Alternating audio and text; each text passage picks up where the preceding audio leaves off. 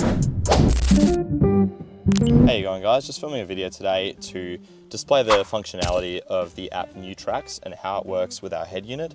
If you've never used NewTracs before, it's basically just a four-wheel drive application that has a map with a bunch of different four-wheel drive tracks on it. So if you're going out on a four-wheel drive holiday, or if you just need to drive to a campsite and you're interested in aspects of a track, then it's a pretty good software because it uses user data. So people that have driven over these tracks before, they can log the exact routes they took, all the different workarounds they took, and whether they were, obviously rougher to go through spots on the track than, in certain areas. So it's really good for navigating those sorts of things. If I turn my Wi-Fi on here, I'll open the NewTracs app and show you what you get. So I've downloaded it onto the head unit via the Google Play Store.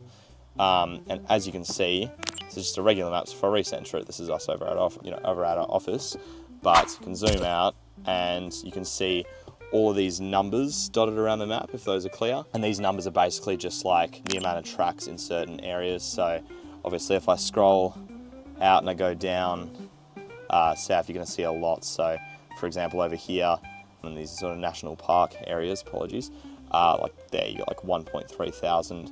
The more I zoom in, you can see more and more tracks appear. And these are all, again, user recorded, and they're color coded based on the difficulty. So I believe like green's the easiest, and then there's like intermediate and difficult. But yeah, basically people can leave reviews on them. So there'll sometimes be comments on different tracks, and you can see the driving time, average speed, and the trail length, and all this kind of thing. It's basically just a really great way to navigate and find different tracks that are fun to go on. And yeah, if you're driving to your campsite or anything like that, it's super useful. So this is utilized with the internet. So if you're using it on the head unit, you need to have these maps or these tracks saved.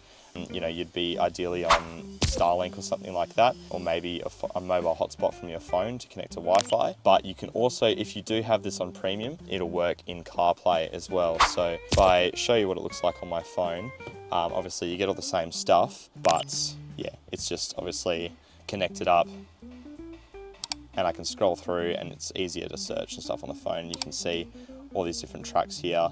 So I've just zoomed to a random spot, and yeah, all these off-road areas. But if you have the premium version of NewTracs, you can actually get it in CarPlay. So I'll just connect up CarPlay from my phone. And in CarPlay, I can then open NewTracs. And yeah, like I said, if you get the premium version, then you will have NewTracs here. And I think there's a free trial you can get for it as well if you want to try it out. But it's just a good way to have on your unit, and this means you don't need to have hotspot set up or anything, and you can have still your CarPlay, with your music and stuff going, just like that. And you can have it in this little window here, and you can even record your experience on tracks as well for other users. So yeah, guys, just basically to answer some questions about the compatibility of NewTracs to the unit. Yeah, you've got those two different ways to use it, either with internet on the head unit, and then it's fully functional, or if you get the version of it that is it costs a bit of money, then you can have it come from your phone through CarPlay. Cheers.